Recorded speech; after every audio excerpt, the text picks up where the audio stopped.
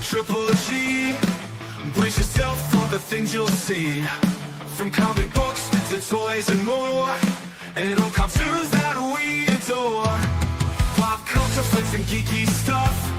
We love it all and can't get enough. So settle in and enjoy the show. Please hit like and subscribe before you go.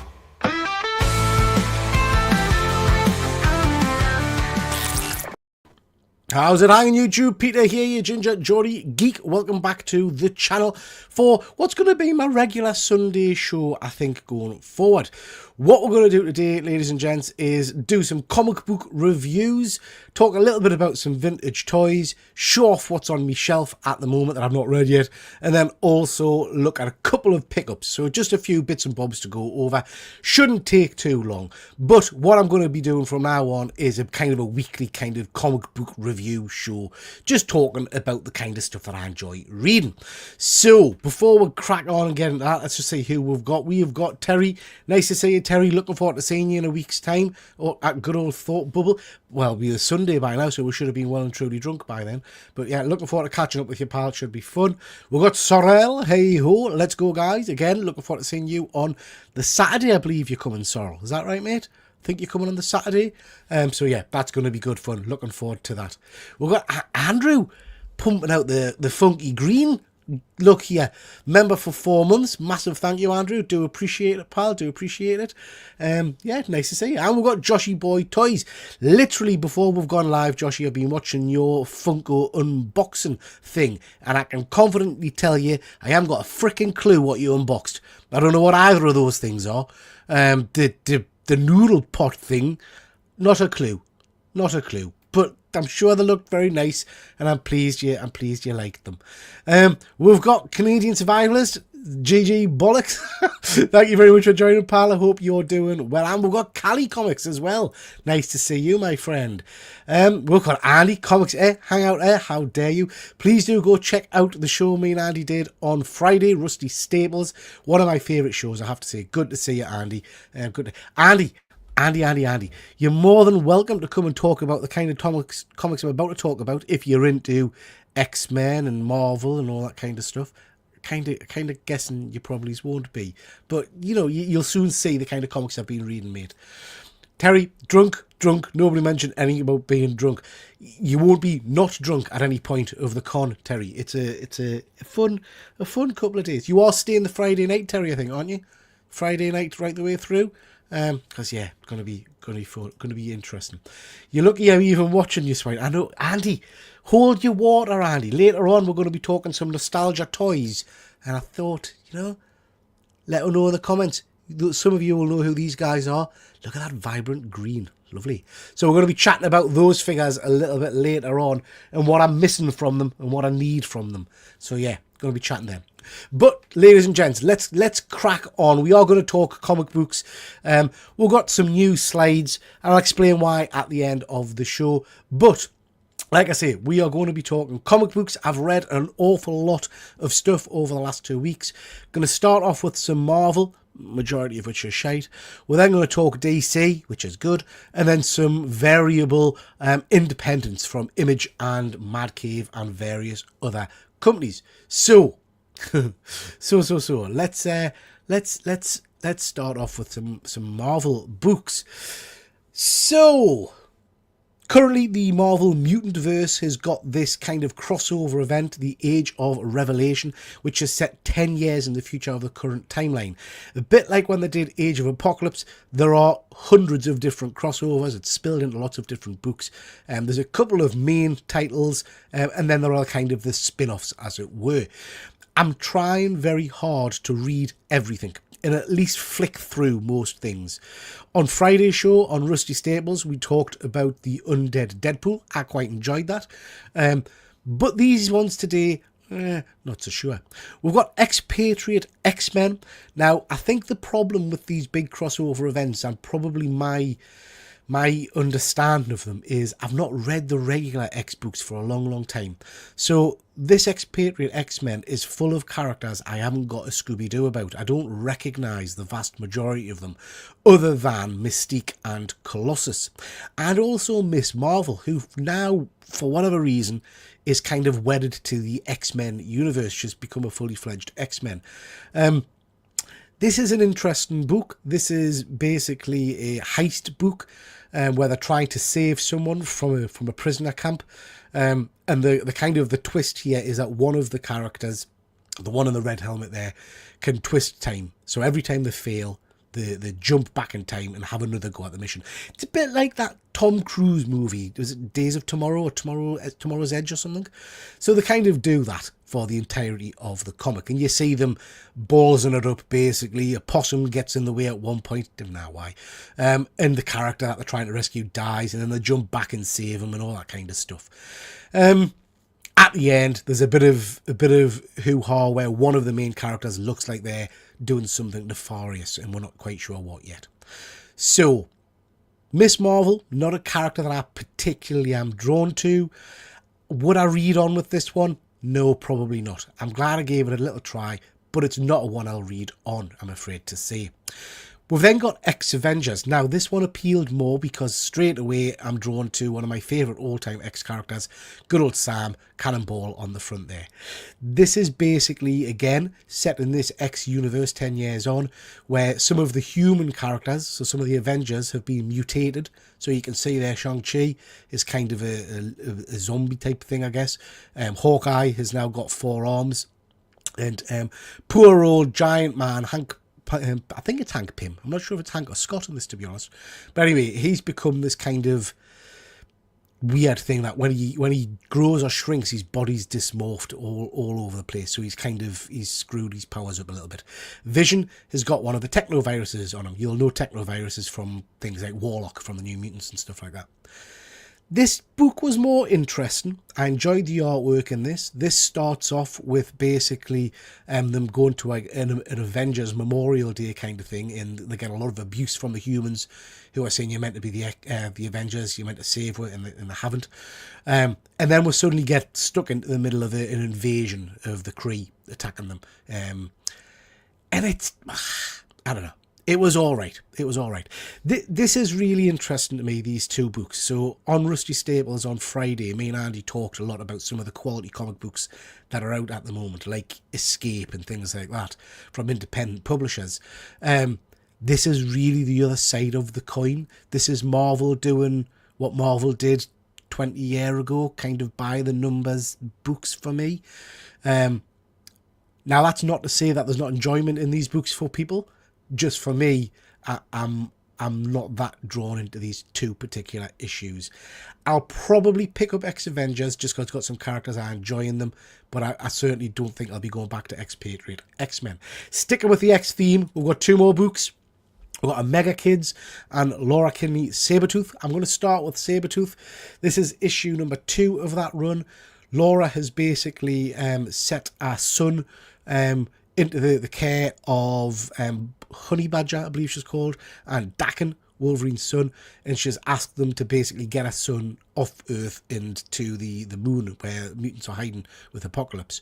That's what happened in issue 1. In issue 2, the main bad guy in the series, which is Doug Ramsey, who's got a bit like the preacher power, the voice of God, as it were. Whatever he says, you've got to do. So in this issue, he tells Laura that she's got to stop her son from a kid from escaping. So brainwashes her basically to go and undo what she did in issue 1. I didn't like this one at all, I have to say. Didn't like this one at all. I thought the art was naff and the dialogue was naff. Just didn't float my boat at all. Not particularly interested in these two characters, to be fair. So yeah, I'll not be reading on with the Laura Kinney one, which is good because it means I've culled the herd of the hundreds of books in some regards. Omega Kids. Now, this has got Quentin Quire, who's from the X-Men, the telepath young lad, who's grown up now, 10 years in the future. I loved this book. This book really surprised us. Again, The 4 characters in the front there, apart from Quentin, I don't know if I'm meant to know who these guys are. I don't recognise any of the names, but they've all got variable abilities in terms of telepathic powers or psionic abilities. Basically, what they're doing is trying to stop crimes, stop terrorism before it occurs. So you've got this young lady who's trying to assassinate, get rid of the Doug Ramsey character. And she basically tells you the story of how she's going to do that. And you get to the point where she's about to assassinate him. And then it all goes awry. And you find out that basically it's all been a mental projection. And these guys are killing the people before they actually follow through with what they're meant to do. There's a great twist at the end where, again, all things are not as we seem. This was just pretty cool. Pretty cool. I liked it. I liked the artwork. I liked the characters. It was intriguing, and the last page, which kind of reveals a bit of a shock, really got us interested. So I will without doubt be reading on in this one. Okay, chaps, just going to quickly jump and see who we've got in the chat before we move on. Let's have a look. See, Terry, Friday night, Saturday night, and Sunday night. Oof, good stuff. Good stuff. We're going to have you well served in Wetherspoons. I'm very aware not everyone knows the kind of relationship me and Peter have and my sense of humour. I'm only teasing. Everybody knows Andy. Everybody knows that. Oh, we've got John's Comics. Nice to see you, John. Hope you're doing well, pal. Hope you're doing well. We've got Ash. Nice to see you. Miss Marvel is a mutant because Marvel couldn't make it. Yeah, I remember that, Andrew. When there was a whole hoo-ha, wasn't there, that they couldn't use mutants in the movies and the TV shows, so they tried to big up the Inhumans and it fell flat in its arse, basically. So then they've converted Miss Marvel to being a mutant, I believe. You can tell this is a Peter slide, just saying. You mean because it's high quality, Andy? Is that what you mean? If this isn't a blind bag, I'm not interested. Move on. I've got some blind bags. What's this Rusty Staples? I remember watching Eroded Pins. That's very true. That is very true. Sharing your opinions on the internet is looking increasingly brave with every comment. Remind me to never share my pull list. Yeah, that's the thing, to be honest, everybody. You know, just to say, these are just my views, my opinions. You might love these books, which is fantastic. Me and a lot of the people I do shows with, like Andy, for example, don't always agree or say eye to eye on the same kind of books. And that's fine. It's all right for you all to be wrong and me to be right. But we all have our own different flavours and tastes. Star Trek. Oh, it's a bit of Star Trek. Don't be dissing the Trek. I've been looking at that Lego Enterprise, you know. It's a lot of money. And where would I put it? Anyway. Moving on.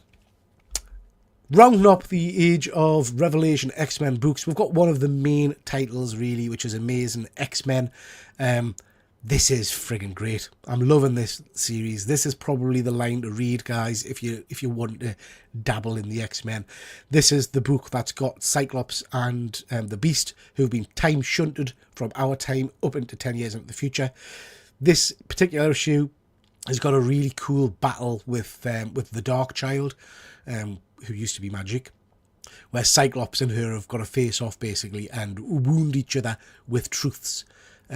And that plays out really interestingly. It's a good little back and forth that I really enjoyed. Artwork on this is spectacular. I'm really enjoying this particular title. I'd recommend, if you're going to read anything from this Age of Revelation multi-event, check out The Amazing X-Men. That's probably the best book by far so far for me, I believe. Wow. Ye gods. Spirits of Violence. This is a Marvel book picking up from a lot of the recent Ghost Rider tales, which I have to say I've kind of lost a little bit of traction with. I'm confused with them.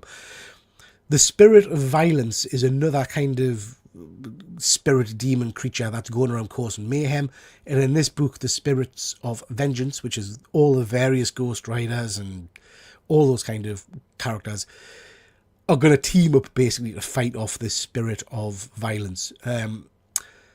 Yeah, it was cack. Really cack. I mean, like really cack. Artwork wasn't for me at all. It introduced a whole team of bad guys, as you can see there.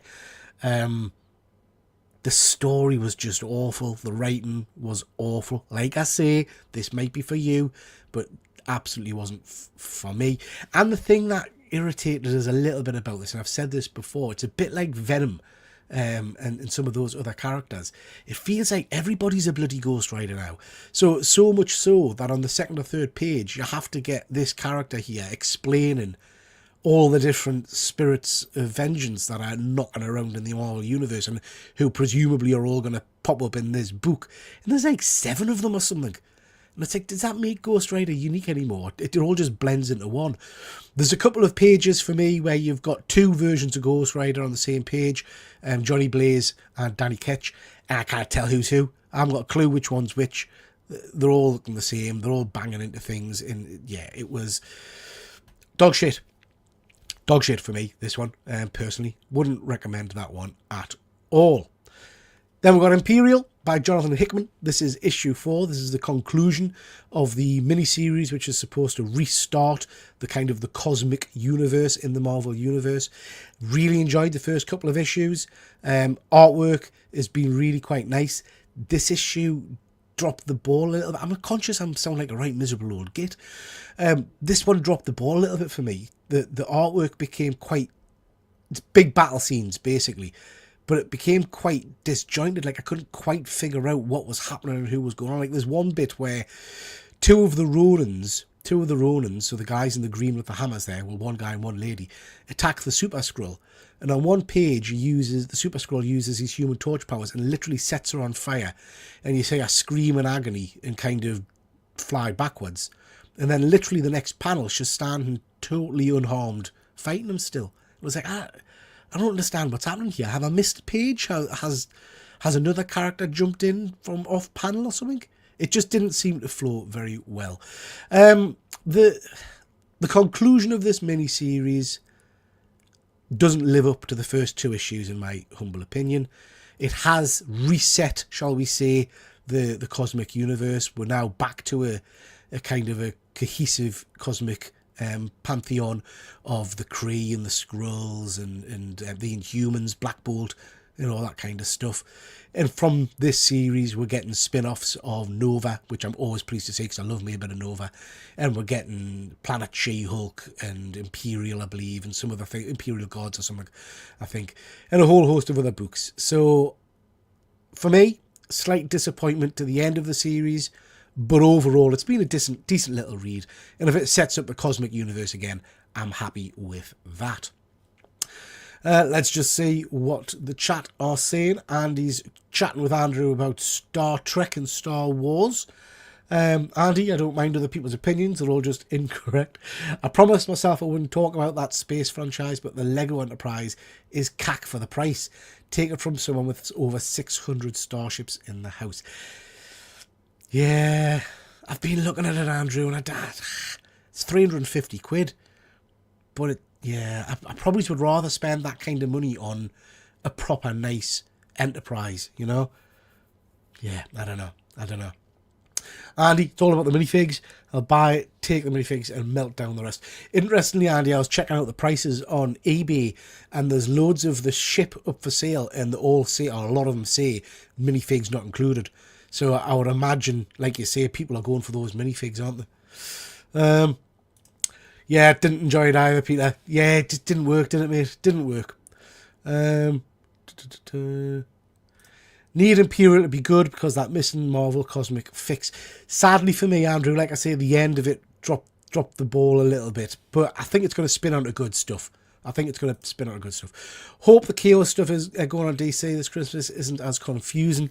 Well, I'm already confused. I'll get to that in a bit, pal. Terry. Nice to see you, pal. Hope you're doing well. And we've got Phil. Nice to see you too, Phil. Looking forward to seeing you and, of course, Comic Deal at Thought Bubble next week.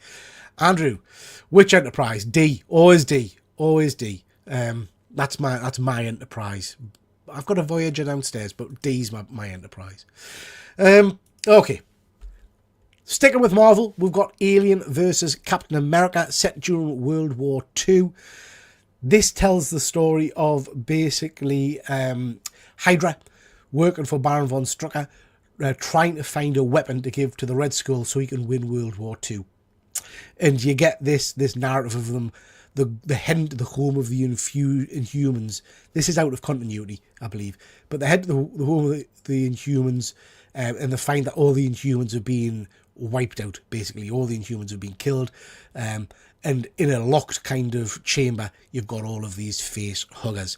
Face huggers escape, obviously, and Baron von Strucker captures them and takes them to the Red Skull, who starts farming them. And you've got basically aliens all over World War II. This was cracking. Really, really enjoyed this. I thought this was a great little read. I've enjoyed the artwork in it a lot. It looks really, really cool. Yeah, I'm loving this kind of out of continuity Alien Predator stuff. So yeah, really like this one. Out of all the Marvel books we've talked about so far, this is probably the one I would recommend picking up the most. Some good action in it, and you can't beat a bit of World War II action, can you? I thought I would give the Avengers a bit of a go. Haven't read an issue of Avengers for yonks, so I thought I would pick up this issue. I'm completely out of touch with it, so didn't really understand what was going on. But overall, this was a good, solid little issue. This introduced some new bad guys at the end who I believe have been around before, but I'm not that familiar with them. It's all about Kang the Conqueror kind of trying to restart the entire universe, so he's got a bit of a challenge because he feels he's too good. Basically, he's beaten everything and everyone, so he wants to restart the universe and have a new challenge as such. Hyperion has now joined the Avengers, which is a character I've always enjoyed. I enjoy reading Hyperion. So yeah, this was cool. This was good. The artwork was nice. I'll probably read on, I think. I'll probably pick up another issue of this because I enjoyed the characters in it. Then we've got this. This is The Mortal Thor by Al Ewing, issue number 3. I was adamant I wasn't going to read this. I said this was cack. I just couldn't see this really doing it for me. But I thought I'd give the first issue a go, and I'm hooked. I'm really enjoying this. So basically, Thor has been reborn on Earth. He doesn't have, I don't believe, his powers and things like that. He's not a god anymore. But he's basically working on a construction site. He's tied a hammer to a chunk of elastic, and he's swinging it around and killing all these set bad guys. It's incredibly graphic. Far more graphic than I expected. There's blood and guts all over the place, as you can see there. Skulls getting smashed, brains flying. First time I've enjoyed a Thor comic in a long, long time, I have to say. Really, really enjoying that one. I think that's pretty cool. It's worth picking up, even if you're not a big Thor fan. It's just an interesting book. Let's see what the chat are saying. We've got D's Nuts. Yep, D's Ships. Deep Nuts. Whatever. Oh, Phil. I know you're saying that it's a spell check, but actually that's even better. Alright. Can't even make a joke because he's stupid autocorrect. Simon, D's Nuts 9. Oh, Jesus God. What is happening here? Sorrel, I like the OOC stuff as it makes it easier to jump in and read a story without worrying about 20 years of backstory. Yeah, absolutely agree. Ellen, afternoon, can't stay long. Have a GCSE on Tuesday. Oh, best of luck, pal. Best of luck. Hope it goes well for you. There's lots of nut talk here, which I'm not bringing up on the screen because it's file. You are being rude, but that's what she says. Yeah. Does Thor know he's Thor? No, he doesn't. He's gone back to a very old alias he used to have called Sigurd, I think he's called, but he doesn't realise he's the God of Thunder. Yeah. TripleG Comics and Eagle Moss Diecast Enterprise D has been released. Ooh. Send us a link, Andrew. I'll have a look at that one. I'll have a look at that. Okay, guys. Spider-Man. Yeah. People were telling us Amazing Spider-Man is worth a read. I didn't believe them. I picked up the last issue and wasn't overly blown away by it, but I thought I'd give this one a go as well. Spider-Man's in space. Don't know why. It says at the front he was punched into space. And he's got a kind of a costume made up of techno thingy, the warlock type characters. This was weird. Not your typical Spider-Man kind of comic book. It was fun, I guess. Marvel kind of standard stuff. You know, the artwork was nice. I quite like the techno-organic suit he's got on. That was quite interesting. Not one I'm going to read on with, though. I don't think I'll bother reading on, unless somebody tells us that it's absolutely amazing in the future. This didn't do enough really to intrigue us. Then let's talk Batman. This book has gone through the roof on eBay. You can get this, or you can sell this for a canny little profit at the moment. This is Absolute Batman Annual number 1. The big pull here is the main story is written and art by Daniel Warren Johnson. It is absolutely your typical Daniel Warren Johnson art style. There's wrestling moves in there. Everything's huge. I know Absolute Batman's huge anyway.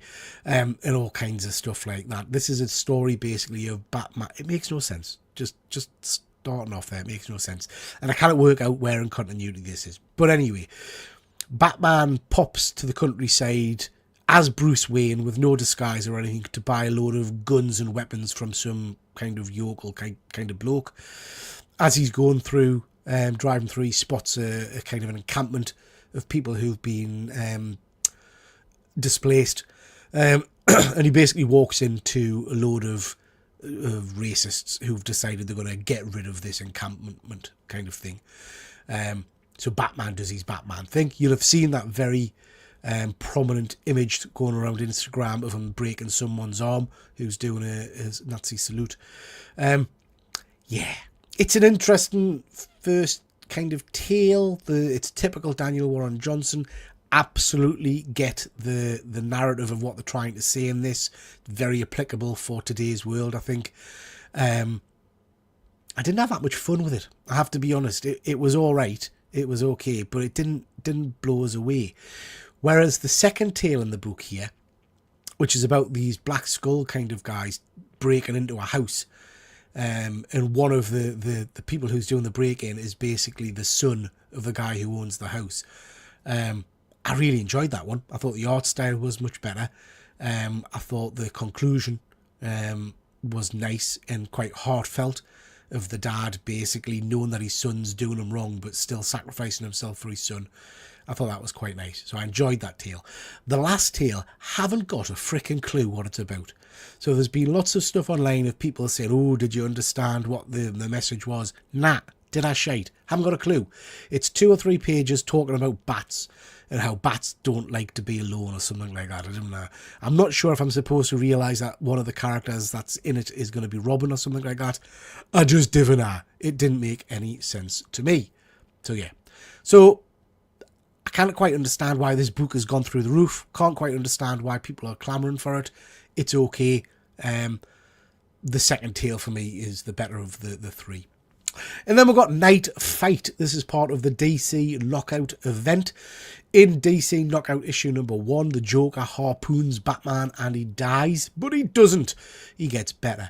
So Batman has basically set himself up with some boom tube technology, which when he died, teleported his body out of his body, heals him. So I didn't know. It didn't make any sense. I don't know. So he died, but he didn't die anyway. Just go with it. So he teleports himself into the future.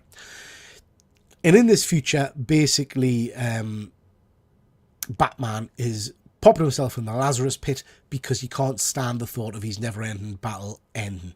So he's pushed himself forward.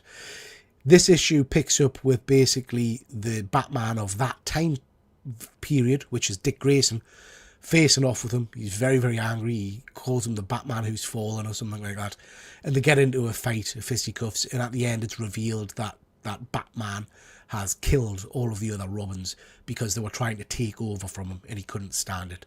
This was okay. The artwork is stunning. Love the artwork. Interesting little premise. I'll read on, but it ain't going to blow you away, I don't think. And again, I think you've got to go into this with a very open mind because it doesn't really make a lot of sense. The draw here is the artwork, I have to say. And I did really enjoy, before we get into that kind of stuff, I did really enjoy the first few pages, which are Batman in kind of our timeline before Knockout, turning up to a crime scene And on his way there, he's talking about how his body lets him down a little bit because he's getting on. And when he gets to the crime scene, that's that panel there. All of the Robins and all of his family are there. I always like it when they don't paint Batman as a dick. I like the fact that, you know, he's created a family around him who've changed his personality a bit. I'd much rather read that than your Frank Miller kind of almost abusive Batman. So yeah, this is worth a read, but it's not going to change your life, I don't think.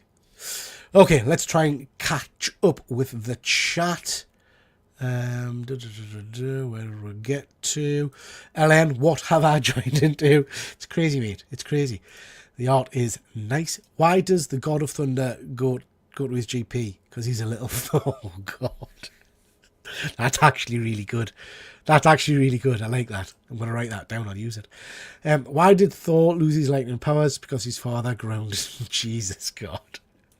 Why doesn't Thor go out anymore? He always gets hammered. Are you guys hitting ChatGPT at the moment, are you? Why was Captain America avoiding Thor? Because he owed money. What's Thor's favourite cereal? Loki Charms. Who's Thor's favourite singer? MC Hammer. Why didn't Thor party at the MTV Music Awards? Because he wanted to keep it low-key. Oh, for God's sake. You're on form today, mind.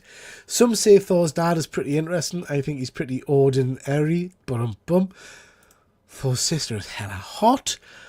Why does Thor iron his cloak? Because he knows what a crisp Helmsworth. Why doesn't Thor iron his coat? Because he knows what a crisp Hemsworth. Crisp Hemsworth. Got you. Andy, that was bad. That's totally not a battle. Yeah, that's what it's kind of designed like, isn't it? A huge batarang one. Was there any comics, Pete, I didn't read? Nah, I read far too many, mate. Far too many. Probably the Star Trek ones. Yeah, I didn't read Star Trek ones.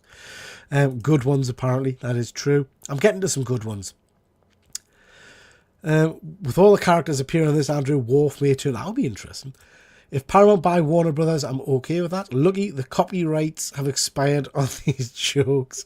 What did Batman bring to the party? Just ice. Jesus, Phil. Wow. Let's move on. A couple more comics. Sleep by Image. This has been a really interesting series. We're up to issue 6 now.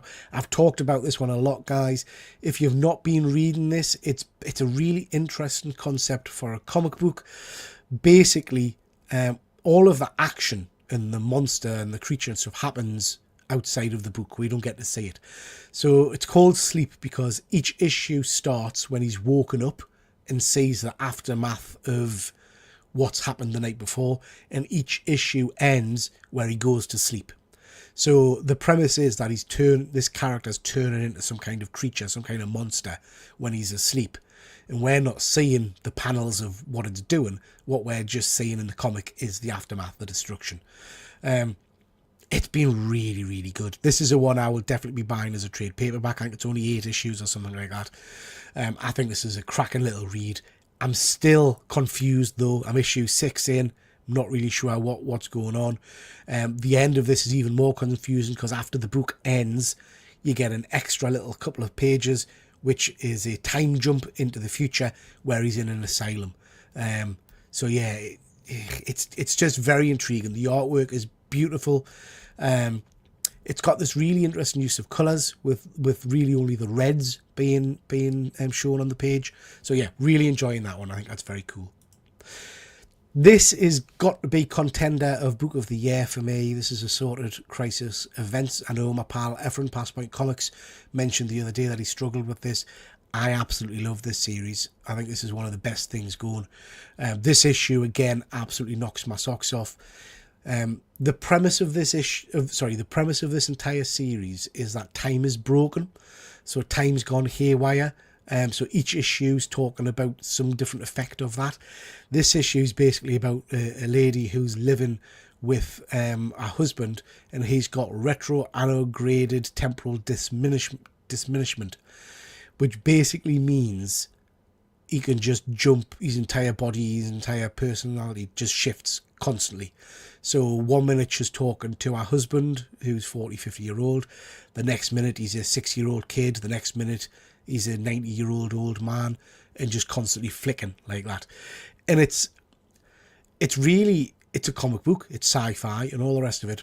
But what I took away from it is it's kind of very much got parallels with living with someone with dementia or Lewy bodies or something along those lines. And it's heartbreaking. It is quite heartbreaking. This is absolutely a book to read if you want something that's a little bit more, thought-provoking than your Marvel stuff we've been talking about earlier on. This is a book you've got to sit and really kind of pore over. I can't think, we're issue 6 now, I can't think of an issue of this that I've not loved. So if you're not on assorted crisis events and you like the kind of book that makes you think, absolutely recommend you go check this out. Absolutely recommend you check this out. It's great. It's great. Anybody reading this in the chat? I know you're just doing jokes, but anybody reading this in the chat? Because I think this is a cracking story. Then we've got The Phantom by Mad Cave, Phantom issue number 2. I have not read a lot of Phantom stuff at all. I've seen the movie, and I've obviously been familiar with the character from the Defenders of the Earth cartoon. Picked this up because I like the cover artwork, to be perfectly honest, and I just wanted to give it a go. This is brilliant. I'm really enjoying this. I don't really know masses about the Phantom. I don't know if he's super powered or not. I don't think he is from this book. But he strikes us as more of a kind of a Batman than Batman is in some regards. There's some great pages on this where basically he's just outthinking people. Like that page I've put up there is literally him just kind of planning out and working out how he's going to take down the bad guys without doing anything really. Working out, what the guy's drinking and that he's dehydrating him and things like that. That one guy's got a weak wrist and all that kind of stuff. So yeah, beautiful artwork, great storytelling, one I absolutely recommend picking up as well. Then we've got this from Mad Cave, It Killed Everyone But Me, issue number 2. Loving this one as well. This is horror, kind of screwed up monsters and things like that. Basically, this creature has been released and killed all of this group of friends apart from one young lady, and then in the future a similar creature comes back, so she's got to kind of engage with and talk to the creature that originally killed everybody. It's really interesting. The artwork is stunning. I'm thoroughly enjoying the story. It's got kind of TV miniseries written all over it. This, I think this could be a cracking little show. So yeah, this is another good one. It Killed Everyone But Me. And then we've got Supernatural from Dynamite Comics. This is picking up after the TV series Supernatural. I've never watched an episode of Supernatural, so I went into this blind, but a lot of my mates say that it's an amazing TV series. It was alright. This was kind of monster of the week fodder kind of stuff. The banter between the two brothers I quite liked. The artwork inside was okay. Wasn't amazing, but it was okay. It felt very X-Files-y kind of thing. So yeah, I enjoyed this. I'll probably pick up the next issue just to see if it maintains this kind of quality of the storytelling, and see where we'll go from there. I didn't get any massive kind of revelation of us suddenly thinking, oh my god, I love this series. It was just okay. It was just okay. Okay, that's all the comic books I wanted to talk about. There's a fair few there. Let's just quickly see what people are sharing in the chat. Can't wait for Thought Bubble. Yeah, me too, part's going to be amazing. Plenty, cracks are plenty. Yep. I'm not even reading all of these bat jokes. I'll read that one. Why didn't Bruce Wayne play cricket? Because he's forgot his bat, man. Wish I hadn't read that one. Wish I hadn't. Assault Crisis Events. I have this on my list to read. I think you'll like it, Andy. It's a great book. It's one that you've got to think about, but I think you'll really enjoy it. The horse is massive. It is, certainly is. It is. That's what he says. The Phantom has no superpowers. Did he in the Defenders of the Earth cartoon? Because I remember it like Strength of 10 Tigers or something like that. But I'm sure in the movie, he's just kind of, it's a mantle that's passed on, isn't it? And he hasn't got any kind of special abilities or anything like that. But yeah, cool character. You know what to say about massive horses? Nah, I don't. In the Defenders of the Earth contract, there you go, I just said it. You could invoke the strength of 10 tigers. Exactly, Fuzzy's not here. Fuzzy's not here. That's why we need to send out a search party. So, chaps, toy time. Let's have a little look-see at some action figures. What I like to do is show off some vintage figures. See if you guys know what these ones are from. So, let us know if you know the names of these characters, because I cannot remember them all. So this is obviously from the Centurions comic book and cartoon toy line. These are lovely figures. I remember getting one of these when I was a kid. I got the blue one, Ace McCloud. These were pricey figures back in the day. Pricey figures. But they are very nice. They're bulky, heavy. Rather nice. Got lots of snap-on accessories. I've tried to pick these up with as many of the original accessories as I can. I don't have the kind of propulsion units that go on this guy. Don't have the propulsion units that go on this guy. But yeah, really nice. Centurion figures. I've got this chap as well. So this guy, which is the army version. Again, I don't have all of the... Sorry, I think I've got all of the attachments with this one, except this is the pegs snapped off. So I've had to blue tack that on.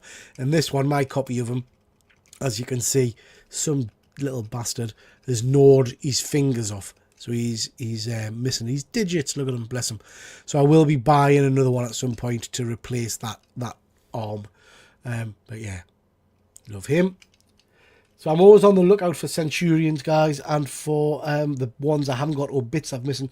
Now, this guy is complete. This is the one I had as a kid. This is Ace McCloud, the Air Force version. So like I say, I've got all the bits that go with him.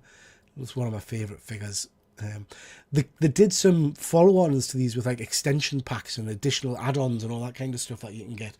But they are very nice. And then I've got one of the bad guys, which is this bloke. Can't remember his name. I think he was the main bad guy. And he's got a wrist firing thing like when you press it. And his kind of special abilities, you can get other flying robots and things that go with this guy, but he basically splits in half. And I think you can attach the other ones to him to create different figures or something. But yeah, I am looking after trying to get some of the other ones of these if I can. But yeah, love Centurions. I know Andy's a Centurion fan. Anybody else in the comments remember Centurions or read or collect any of the Centurion figures? I think they're cracking figures for the time. Absolutely cracking figures for the time. Yeah, really, really nice. Nice figures there. Let's have a look. See, Fuzzy would love our jokes. Fuzzy's rebooting. Do you have any spare stands? I don't know if I do, Andy. I think I'll have a look. Reminders, I'll have a look. The day I opened that gift, not a problem, pal. Oh my god. And Doc Terror. Yeah, Doc Terror. Well, that's the main bad guy's name. Thank you, Andy. Okay, guys. So, shelf life. Just going to briefly talk about some of the books that I've got on my shelf that I haven't managed to read yet. I'm working my way through, trying to show you them all off. A couple of these are because they've been mentioned recently. Phil mentioned this the other day. Ugh, still not read it. This is Die, Book 1 by Kieran Gillen and Hans. Let us know if you've read this. This is all about, I believe, kids who are playing like Dungeons and Dragons and things like that. Artwork inside is really, really impressive, so I'm looking forward to getting into it. I mean, it's very heavy. It's a heavy book. Could drop it and kill a mouse. But I don't know. I might take it to Thought Bubble and get it signed and potentially sketched. Is that what you're doing, Phil? Are you taking this copy? Oh, not this copy. This is mine. Are you taking this same kind of book to Thought Bubble? It is a big weight. It is a big weight.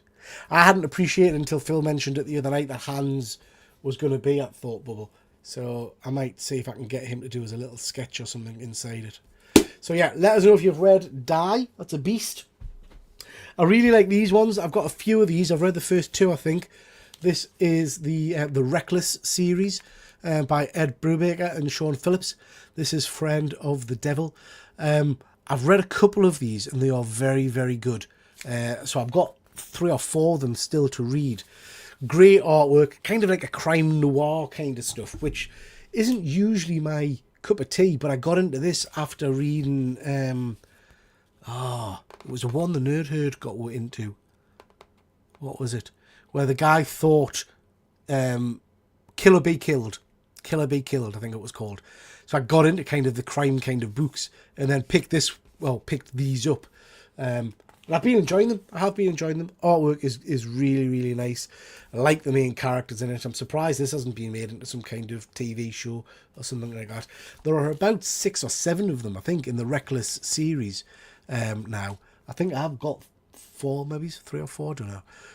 But yeah, they are nice. Sean Phillips also going to be at Thought Bubble, I think. But yeah, that's the Reckless books, like them. Next, we've got something we were talking about on Rusty Staples the other night. I showed off some DC mini comics from Master of the Universe. And this was out of reach, so I thought I'd show it now. This I haven't read yet, but this is He-Man and the Masters of the Universe, a mini comic book collection. It's an absolute beast of a book, but it contains all of the He-Man mini comics. So it's got absolutely tons of the mini comics in there for you to have a read of. And it goes right the way through from the first ones up to some of the more modern comic books, including ones that came out with kind of more modern figures, including some of the She-Ra figures. Look at that. That's nice, isn't it? Born Champion. The horrendous updated He-Man, the one set in the kind of the space thing. That was awful, that. Bloody awful. Don't know what the hell that was all about. And then the more modern Revelations and all that kind of stuff. So yeah. So tons and tons of reading in that. Every mini comic contained in one volume. You can't go wrong with that. Let's just see what people are saying in the chat. Peter's Shelf. I nearly called it that, and I thought, I'm sure there's a channel. I know what Centurions is, but it came out the year after I was. But how dare you, Andrew? Are you trying to make us feel old? That's shocking behaviour. Just issue 1, the single issue. All right, okay, pal. Okay. Brubaker and Phillips are always a must read. Yeah, agree, Phil. Like I say, it was a Nerd Herd. You know, tip of the hat to the Nerd Herd. Got us into some of their work, and I've never looked back. I enjoy.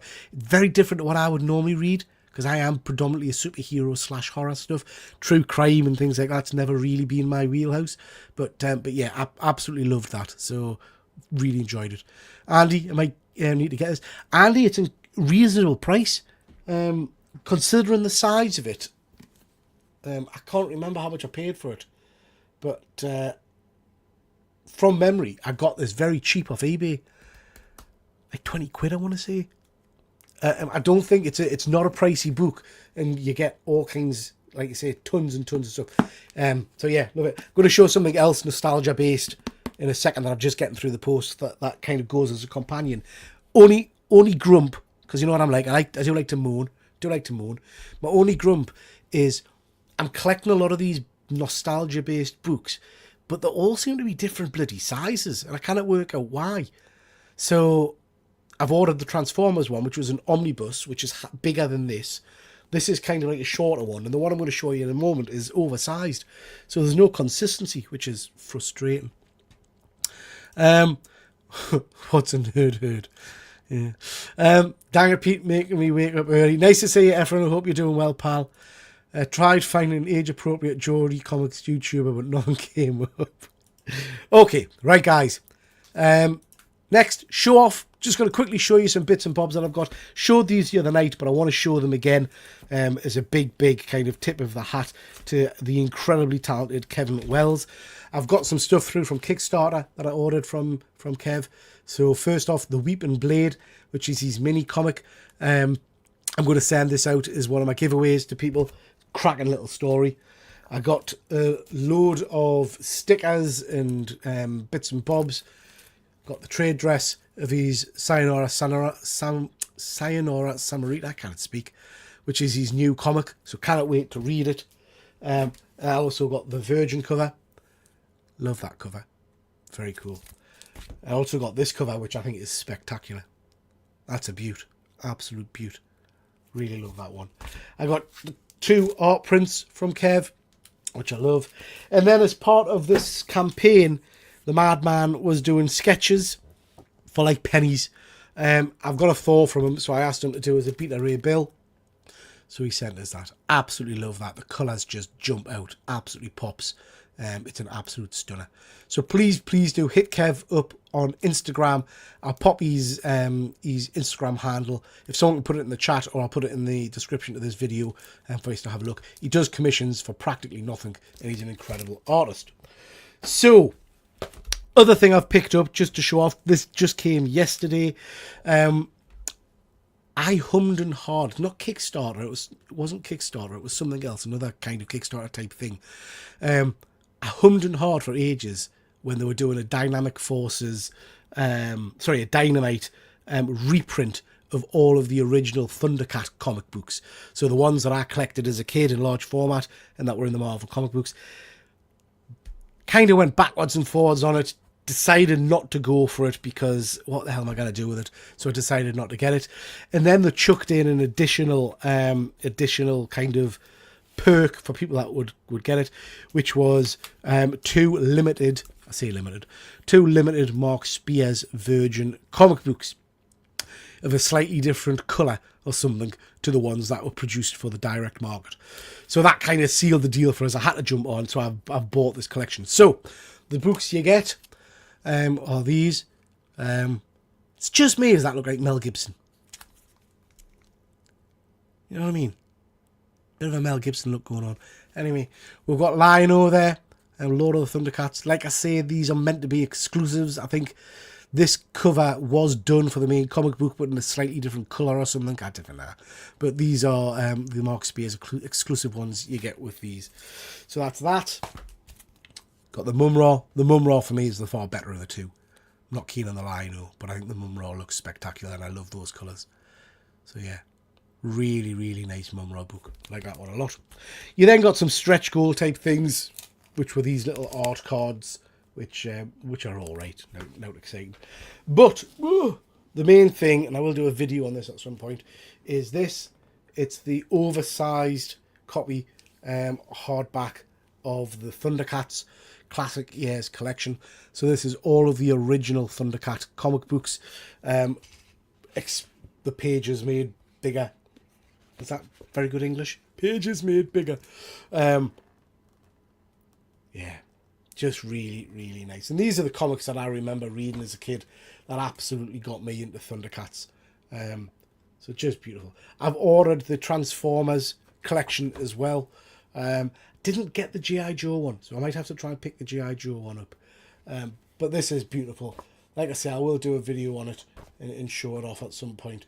But yeah, and it smells delicious. Absolutely delicious. So there we are. That is the Thunder... It's how bloody heavy it hurt my arms. That's the Thundercats, the Classic Years collection by Dynamite. Yeah, really nice. Really, really nice. Ugh. Do you guys get into these crowdfunds and all that kind of stuff? I've bought a fair few. I'm never quite sure if they're worth the money. I don't really know. I mean, that's a nice book, but I dare say Dynamite will probably push this out into normal comic book shops at some point as well. Who knows? Who knows? Let's see. Freedom Ra, yeah. Anton, nice to see you, Anton. Not a problem at all, pal. Why does Lion-O on that cover look like he's being the... Yeah, it's a really strange colouring of him, Andrew. So it's the same in the original comic. It's a really... The colour palette they used on the original comic, so that is a reproduction of the same colours of the comic book, are really, really weird. He was very much a kind of a bronzed Adonis, or orange, shall we say. Not quite sure why. But there we have him. Okay, guys, that's as much as I had for you today. Just a quick show, just to prattle on about comic books for a little bit. I'd get more to crowdfunding if I had the money to start with. Yeah, some of them are canny, but I don't know. I'm still waiting on a trick or treat one I did for the horror comic book for about a year and a half now. And you start to get a bit twitchy thinking, are they ever going to make it? Just to mention, guys, memberships are available. Thank you so much to everybody who is already a member. memberships, you've got a whole host of perks and things like that, but memberships will each month be entered into a giveaway and win up to 10 comics. 7 normal comics and then 3 Mark Spears comics. So giveaways are just for members at the moment, so please do check that out. What I'm going to do, guys, just to save you some time, so you haven't got to rewatch rewatch the videos. My intention after doing this live show is I will cut and paste the comic book review and put it out as a standalone video. So no need to watch it because you've already watched it, but hopefully that will get some more traction as well. So watch out for that one. Tuesday night, we have got Panel Breakers. We're back with the gang to talk more comic books, toys, and all that kind of stuff. There's no live show this Friday from myself and James over on One Good Scare because we are off at Fort Bubble. So we'll be in Wetherspoons, drunk as a skunk. We may go live. That would be interesting. We'll see what happens. But just a big thank you on behalf of James and myself. Just clocked before I came live here that One Good Scare Show has finally hit 500 subscribers. So thank you so much, everybody, for the support. We really do appreciate that. It's much appreciated. Let's just have a quick look before we start wrapping things up. I think that the comic book of Thundercats was more for kids because I think that was under the Star brand. It absolutely was, Anton. So the original branding was Star Comics, which is still part of the Marvel brand, but for younger readers, I believe. Simon, I've got 24 hours to decide if I pull the trigger on the Boland Bishop and the actress Kickstarter. Yeah, I looked at that one. I did look at that one. It's nice, but like I say, Simon, my concern is I've done a fair few of these Kickstarters and there's a few of them I'm still waiting on, which worries us. And then there are others that by the time they actually arrive, it's like, well, it's out in normal shops quite often, you know. I know there's a lot of people upset with the Mark Spears ones relatively recently where the general shops got the product before the Kickstarters, which just seems wrong to me. Great show, solo show. Can't speak. Great solo show, dude. Always enjoy. Thanks very much, Sol. Appreciate that, pal. I supported a movie on Kickstarter in 2017, and they sold it to Amazon. Never got a copy. Really? That's shocking, Andrew. That's pretty shite, mate. That's pretty shite. Great solo. Sorry, great show. You should dump the rest of us. Go solo. Could watch you for days. No, please, can you? Thank you very much, Andy. Thank you. Well done. Thank you, Terry. James and Peter in matching PJs. We'll go au natural, mate. Au natural. Yeah, it's like 2 buffaloes in the wild. Have fun. Be careful. Thank you very much, Anton. We certainly will. Great. Another event I won't be I won't be at. Depressing seeing photos of. Come along, Andrew, man. Come along. We'll look after you. We'll look after you. I'll buy you a shot. I'll buy you a shot. Trust us. Trust us. You love it. You love it. Okay, listen. Thank you very much, everybody. Really do appreciate you watching. That's your whack. Check it out on Tuesday for Panel Breakers. Keep an eye on everybody else's channel. Some great people in the comments who've all got fantastic YouTube channels. Terry and Sorrel and all the rest of you. So please do keep an eye on their content and watch out for more stuff. But for now, that's your whack. We'll catch you next time. Take care. Bye. The curtains close, it's time to go. We really hope you enjoyed the show. Check out my channel for more geeky fun and hit like and subscribe before you run. All that remains is our thanks to you from TripleG and his YouTube crew. We really do hope you come on back, but for now, that's your whack. Yeah, that's your